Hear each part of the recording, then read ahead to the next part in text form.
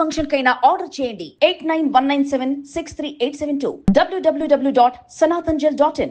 Next time వాళ్ళు దెబ్బతిన్న పులే వెళ్ళిపోతారు, ఇంకా జీవితంలో ఇంకా ఎప్పుడు ఆగరు. అప్పుడు వీళ్ళకి ఎక్విప్ చేయాలి మనం, ఈ ప్రకృతిలో ఉన్న ఎనర్జీని మొత్తం ఎక్విప్మెంట్ చేసేసుకుంటూ వెళ్ళిపోవాలన్నమాట. అప్పటిదాకా బాగుంది. నేను రియల్ టైం ఎగ్జాంపుల్ చెప్తానండి. యుఎస్ నుంచి కాల్ చూస్తే ఆయన 18 years డైరెక్టర్గా చేశారండి. కరెక్ట్గా 48 years ఎంగేజ్లో నేను చెప్పాడు అనమాట. 48-50 yearsలో జాబ్ టక్కన పోయింది.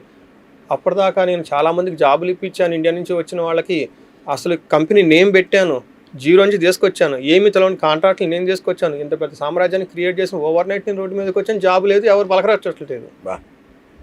ఏంటి ఇది? నేను హారోస్కోప్ చూస్తే కరెక్ట్గా అదే టైంలో పితృదోషం యాక్టివేట్ అయిపోయింది. ఎప్పుడైతే పితృదోషం యాక్టివేట్ అయ్యిందో చాలామంది మిస్టేక్ ఏమనుకుంటారని తల్లికి తండ్రికి వీళ్ళకి గొడవలు అనుకుంటారు. పితృదోషం యాక్టివేట్ అయితే సూర్యు యొక్క గ్రహము వాళ్ళ మీద సరిగా ప్రభావం చూపించట్లేదు. సూర్య భగవానుడికి కోపం వచ్చింది. ఎప్పుడైతే సూర్యుడికి కనుక వీళ్ళు బ్లాకేజ్ అయిపోయిందో, సూర్యుడి ద్వారా వీళ్ళకి బ్లాకేజ్ కనుక వచ్చిందో అధికారం అనేది వాళ్ళ చేతిలో ఉండదు. ఇంకెక్కడ చేయరు, ఆయనకి ఇంకెక్కడ చేయలేదు. 1.5 year వరకు కూర్చున్నారు. వాళ్ళు మిస్సెస్ అపాయింట్మెంట్ తీసుకుని నాకు కనెక్ట్ చేసింది. చూడండి, ఆయన ఏమో ఫుల్ డిప్రెషన్లోకి వెళ్ళిపోయాడు. ఇదేంటి అంతే కదా అసలు. అంతే కదా. ఒక సూర్యగ్రహం నేను అడిగాను, ఏంటండి? అవునండి ఇది జరిగిందండి, మా దానికి సమ్ రీజన్ చెప్పారు వాళ్ళంతా. ఇది రీజన్ అండి, దీన్ని ఇమీడియట్లీ క్లారిఫై చేసేసుకోవాలి. దానికి ఖర్చు ఎంతో తెలుసా అండి? హార్డ్లీ 45,000 కూడా కాలేదండి. అది ఆయన యూఎస్లో ఉండబట్టి. ఇండియాలో ఉంటే ఎంత అండి, పక్కనే టెంపుల్స్ ఉంటాయి, ఉంటే ఇంకా తక్కువ ఉంటుంది. అలాంటివి ఇంకా డబ్బులు లేకుండా ఇంకెన్నో చేసుకోవచ్చు. మన లైఫ్ స్టైల్, పెద్దవాళ్ళ దగ్గర ఆశీర్వాదం తీసుకోవటం, వాళ్ళ యొక్క మాట మన ఉండటం, పితృదేవ భవ అంటారు కదా, మాతృదేవ భవ, ఆచార్యదేవ, పితృదేవ భవ అంటారు. ఫాదర్లీ ఫిగర్లో వాళ్ళని గౌరవించటము, ఫాదర్ని కేర్ తీసుకోవటము, వాళ్ళకి సరిగా చూసుకోవటం. Boss is also a kind of fatherly figure. కొంతమంది ఇటు తిరిగి బాస్ని తిడుతూ కూర్చుంటారు. నో అండి, ఆ బాసే మీకు ఉద్యోగం ఇచ్చింది, ఆ బాస్ వల్లే మీరు లైఫ్ గడుపుతున్నారు. అది పాజిటివ్ యాటిట్యూడ్ తీసుకోవటం. ఇలాంటి మన లైఫ్ స్టైల్ పర్సెప్షన్ కరెక్ట్గా ఉంటే అలాంటి ఎప్పుడు జరగవు. ఇలాంటి వాటిని చూసుకోవడానికి ఈ బ్లాకేజెస్ని స్టడీ చేసే ఒక ప్రక్రియే శాపాలు అంటారు. మేజర్గా 11 రకాల శాపాలు ఉంటాయండి. అవి బాగా ఎక్కువగా రికరింగ్ ఇంకా చాలా ఉంటాయి. మా గురువులు చెప్పడం 35-40 శాప అంటారు. బట్ అంత డీప్గా నేను చూడలేదు. బట్ నా వరకైతే ఒక 7-8 శాపాలు ఎక్కువగా ఉంటాయి. మ్యాక్సిమం 11 రకాల శాపాలు అయితే నేను ఐడెంటిఫై చేశానండి.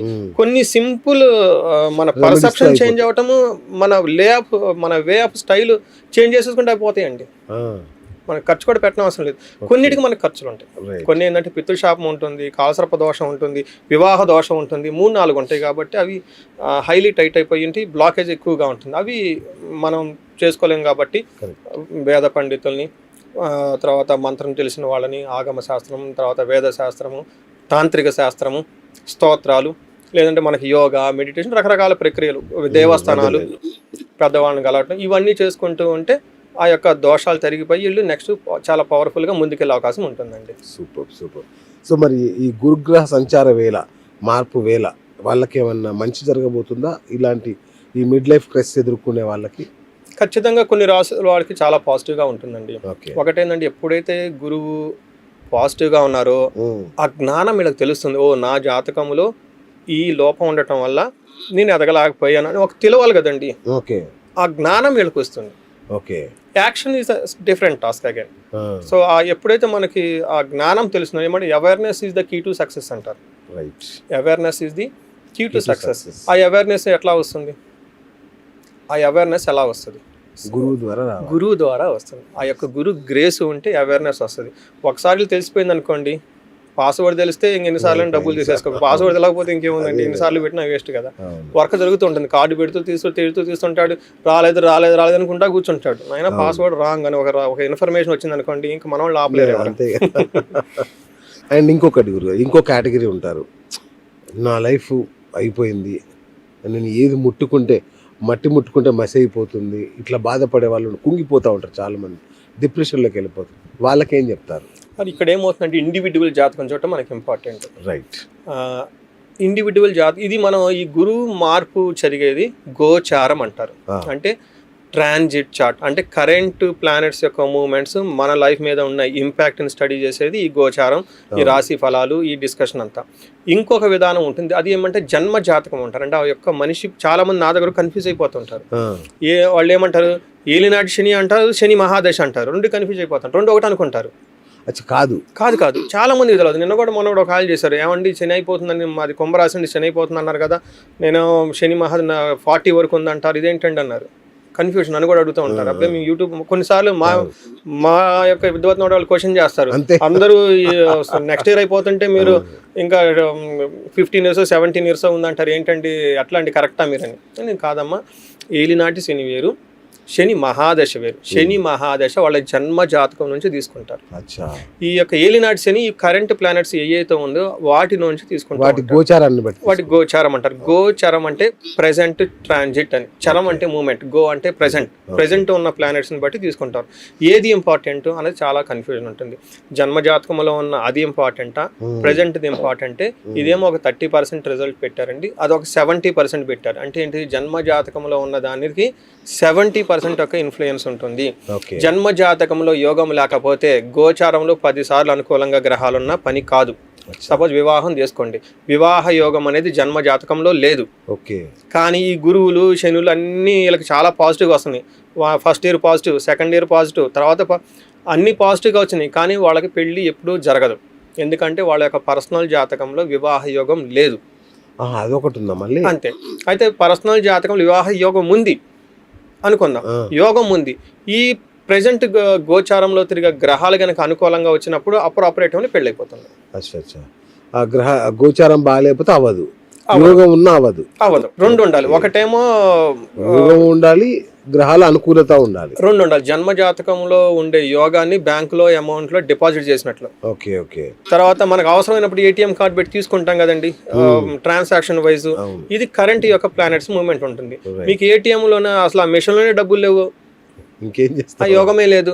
ధన యోగం ఉంది, ఏదో ఒక టైంలో డబ్బులు తీసేసుకుంటారు. అసలు ఆ ధన యోగమే లేదనుకోండి, ఎన్నిసార్లు తిరిగిన ఏటీఎం చుట్టూ డబ్బు రాదు కదా. అలానే మీకు జన్మ జాతకంలో యోగాలు చూడటం చాలా చాలా ఇంపార్టెంట్.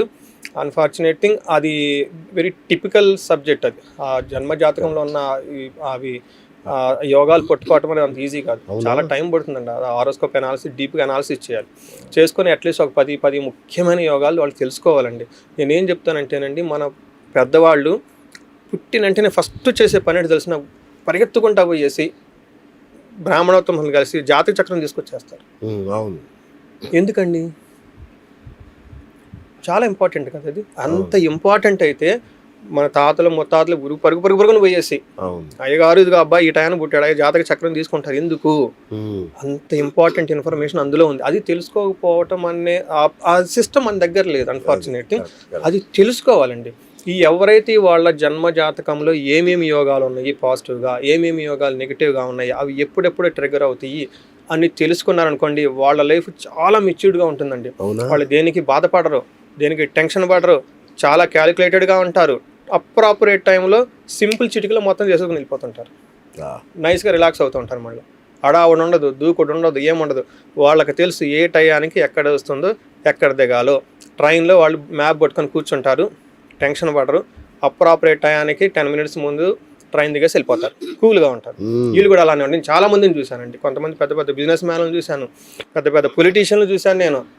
కొంతమంది పొలిటీషియన్లకి ఎంత డెప్త్ నాలెడ్జ్ ఉంటుందంటే, సురేష్ గారు నాకు ఈ ప్లానెట్ ఇక్కడ ఉంది, సురేష్ గారు నాకు ప్లానెట్ ఇక్కడ ఉంది, నాకు ఈ దశ నడుస్తుంది, ఈ అంతర్దశ నడుస్తుంది, నేను ఈ ఉంగరాలు ఈ రీజన్ వల్ల నేను పెట్టుకుంటున్నాను, నాకు ఈ టైంలో ఇది అంత వాళ్ళు చెప్తారు. అవును, నేను అడుగుతాను, ఏమంటే ఎంత నాలెడ్జ్ మీకు ఉంది, నా దగ్గరికి ఎందుకు వచ్చారు మళ్ళీ? కాదండి, మీ అంటే ఒక్కొక్కరికి ఒక్కొక్క స్టైల్ ఆఫ్ ఎక్స్ప్లెనేషన్ ఉంటుంది. నాకు మీ అనాలిసిస్ కావాలి. నాకు తెలుసు, మాకు ఆల్రెడీ రెగ్యులర్గా ఉన్న వాళ్ళు ఉన్నారు, ఒక వేవ్లో వెళ్ళిపోతున్నా, బట్ మీ సైడ్ అనాలిసిస్ నాకు కావాలి, కొంచెం చెప్తారా? చూడండి ఎంత బాగుంటారు. వాళ్ళతో మాట్లాడుతుంటే చాలా యాక్టివ్గా ఉంటుందండి. ప్రాబ్లం ఎక్కడంటే ఏమీ తెలవకుండా డౌట్తో వస్తుంటారు. నిజమా ఒట్టిదా, కాల సర్పదోషం ఉందని చెప్తాను, భయం ఉందా లేదా, అబద్ధం చెబుతున్నాడా, పూజలు చేయించుకోమంటాడు, అయ్యో పూజలు డబ్బులు కట్టాలేమో, భయపెడుతున్నాడేమో, ఇంత ఉంటుంది.